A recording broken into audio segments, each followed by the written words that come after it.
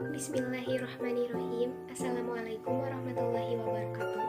Perkenalkan, nama saya Ani Nasriah, kelas 11 Kimia Analis 1, sekolah di SMK Negeri 4 Garut, akan menjelaskan tentang spektrofotometer UV vis. Pengertian spektrofotometer UV vis.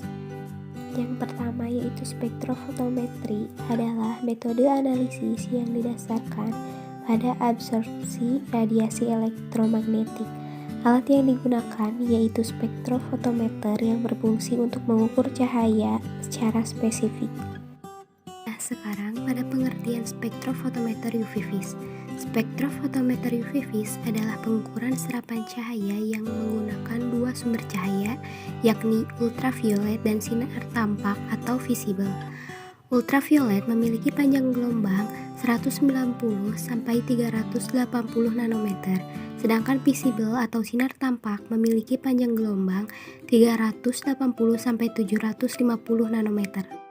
Prinsip kerja spektrofotometer UV vis yaitu interaksi yang terjadi antara energi yang berupa sinar monokromatis dari sumber sinar dengan materi yang berupa molekul. Besarnya energi yang diserap menyebabkan elektron tereksitasi dari ground state ke keadaan tereksitasi ke keadaan yang lebih tinggi. Dari keempat spektrofotometer memiliki prinsip yang sama, yaitu adanya interaksi antara materi dengan cahaya yang memiliki gelombang tertentu. Perbedaannya terletak pada panjang gelombang yang digunakan. Hubungan antara panjang gelombang, frekuensi, dan energi. Di dalam rumus tersebut dapat dilihat bahwa kecepatan cahaya atau energi berbanding lurus dengan panjang gelombang atau lambda dan frekuensi yang diberi lambang V. Sedangkan jika ingin diubah dan ingin mendapatkan panjang gelombang, maka rumus tersebut menjadi berbanding terbalik, yakni jika frekuensi lebih rendah, panjang gelombang lebih panjang, dan jika frekuensi lebih tinggi, maka panjang gelombangnya lebih pendek. Dilihat dari gambar tersebut, dapat disimpulkan bahwa hubungan ketiganya yaitu jika panjang gelombangnya tinggi, maka nilai frekuensi dan energinya rendah. Begitupun sebaliknya.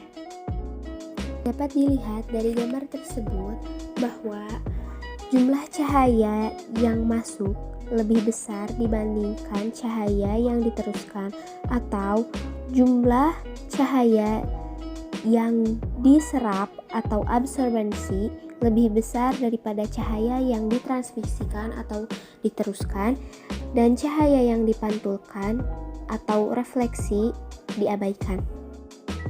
Hukum Lambert-Beer juga mempunyai rumus, yakni log I 0 per I sama dengan A kali B kali C sama dengan A. Hukum Lambert-Beer juga menunjukkan hubungan antara absorbansi dengan persen transmitansi. Absorpsi sinar oleh larutan mengikuti hukum Lambert-Beer, yaitu bila sinar dilewatkan larutan tanpa ada yang diserap, maka absorbansinya adalah 0 dan prosentase transmitansi adalah 100%. Begitupun sebaliknya. Bagian-bagian utama spektrofotometer UV vis. Sumber cahaya polikromatis monokromator yang terdiri dari slit atau pintu masuk, pendispersi atau penyebar cahaya, slit atau pintu keluar, kuvet yang di dalamnya terdapat sel sampel, detektor, dan yang terakhir readout. Cara kerja bagian-bagian utama spektrofotometer UV vis. Pertama, sumber cahaya polikromatis berfungsi sebagai penghasil sinar polikromatis dengan berbagai macam rentang panjang gelombang. 2. Monokromator berfungsi sebagai penyeleksi panjang gelombang yang mengubah cahaya yang berasal dari sumber sinar polikromatis menjadi cahaya monokromatis. Bagian terpenting dari monokromator adalah pendispersi atau penyebar cahaya yang berfungsi sebagai pendispersi atau penyebar cahaya seperti yang tertera pada gambar. Ketiga, yaitu celah slit atau celah monokromator adalah bagian dari suatu sistem optik monokromator pada spektrofotometer UV vis. Keempat, detektor berfungsi menangkap cahaya yang diteruskan dari sampel dan mengubahnya menjadi arus listrik. Detektor merubah sinar menjadi energi listrik yang sebanding dengan besaran yang dapat diukur.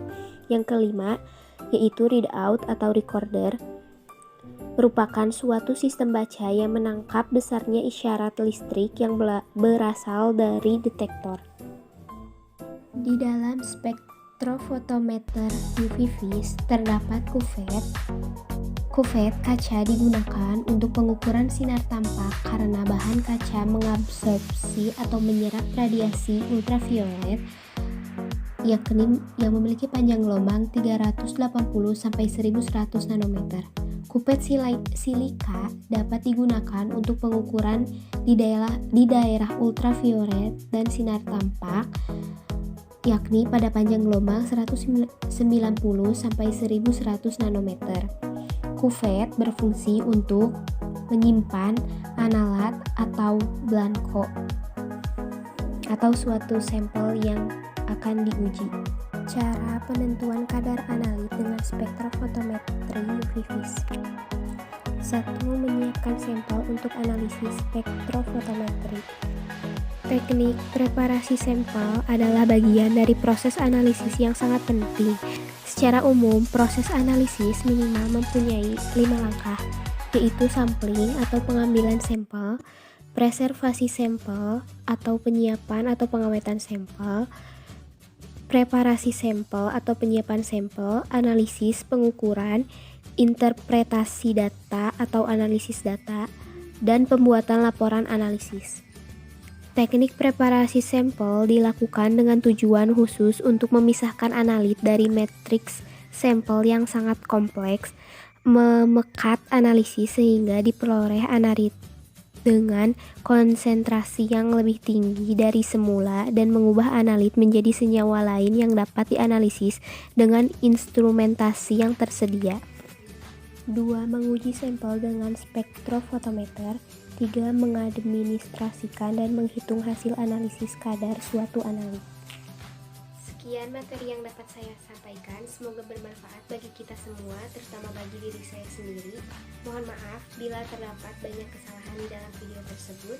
Sekian dari saya, wabillahi taufiq wal hidayah. Wassalamualaikum warahmatullahi wabarakatuh. Terima kasih.